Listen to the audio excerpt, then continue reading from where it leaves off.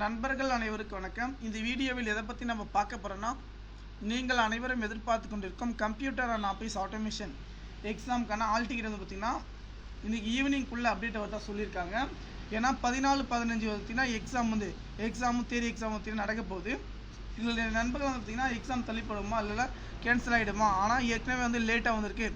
எந்த கவலைப்படாதீங்க. இதுவரை நம்மளுடைய சேனலை சப்ஸ்கிரைப் பண்ணி பக்கத்தில் உள்ள பெல் பட்டனை கிளிக் பண்ணிக்கோங்க.